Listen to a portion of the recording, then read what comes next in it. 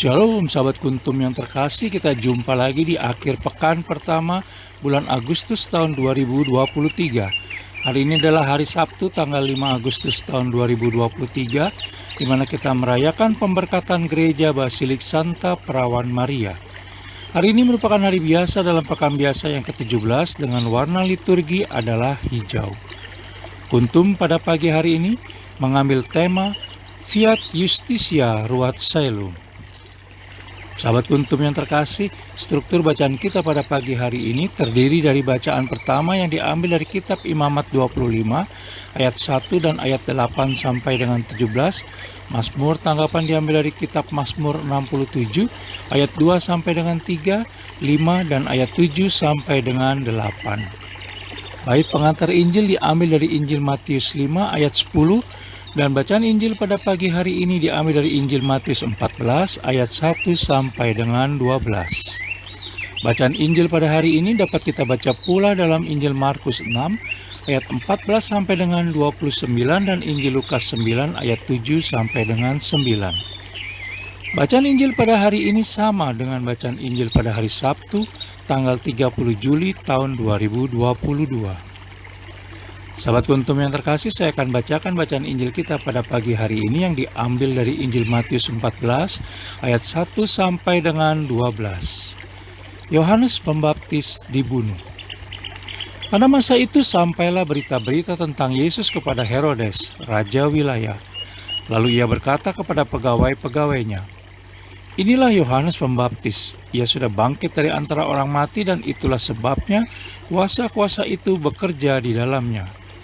Sebab memang Herodes telah menyuruh menangkap Yohanes, membelenggunya dan memenjarakannya berhubung dengan peristiwa Herodias, istri Filipus saudaranya. Karena Yohanes pernah menegurnya, katanya, "Tidak halal engkau mengambil Herodias."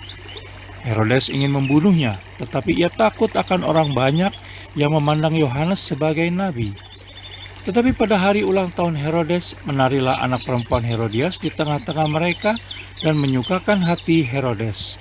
Sehingga Herodes bersumpah akan memberikan kepadanya apa saja yang dimintanya.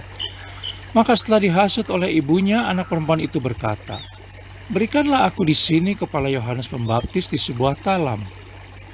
Lalu sedihlah hati raja. Tetapi karena sumpahnya dan karena tamu-tamunya, diperintahkannya juga untuk memberikannya. Disuruhnya memenggal kepala Yohanes di penjara, dan kepala Yohanes itu pun dibawa orang di sebuah talam, lalu diberikan kepada gadis itu, dan ia membawanya kepada ibunya.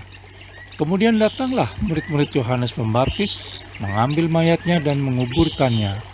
Lalu pergilah mereka memberitahukannya kepada Yesus.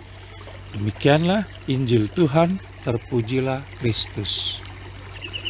Sahabat Kuntum yang terkasih, sebelum kita lanjutkan renungan kita pada pagi hari ini, jangan lupa untuk menekan tombol like dan subscribe yang ada di bawah video Kuntum ini, agar Kuntum dapat terus berkembang semakin baik di masa yang akan datang.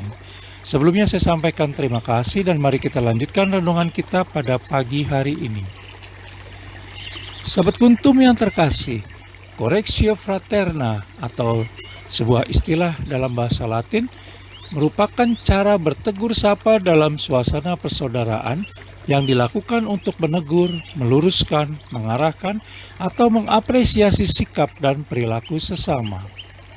Memberi koreksi adalah tindakan yang penting karena tidak ada manusia yang sempurna, dan dengan koreksi maka orang disadarkan kembali ketika melakukan kesalahan atau kekeliruan.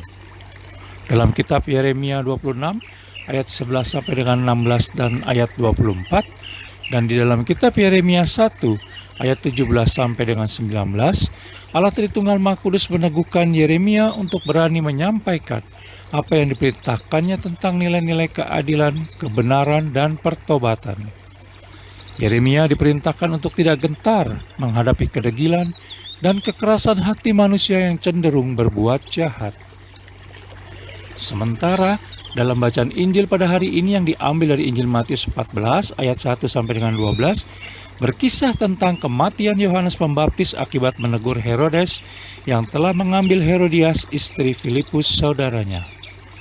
Yohanes Pembaptis merasa bertanggung jawab secara moral untuk menegur dan mengingatkan akan masalah ketidakadilan, kecurangan, dan keserakahan.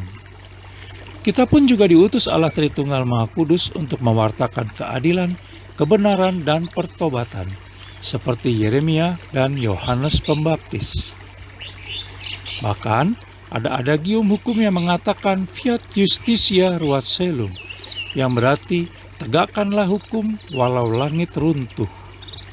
So, hukum harus ditegakkan apapun yang terjadi, bahkan walau nyawa pun jadi taruhannya.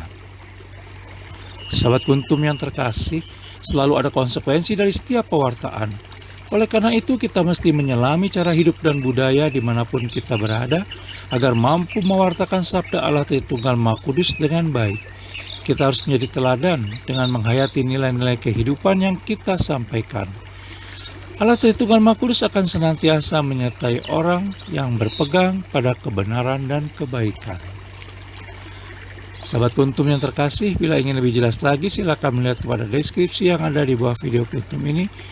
Dan jangan lupa untuk menekan tombol like dan subscribe yang ada di bawah video Kuntum ini, agar Kuntum dapat terus berkembang semakin baik di masa yang akan datang. Terima kasih, selamat menikmati akhir pekan bersama orang-orang tercinta, dan Shalom.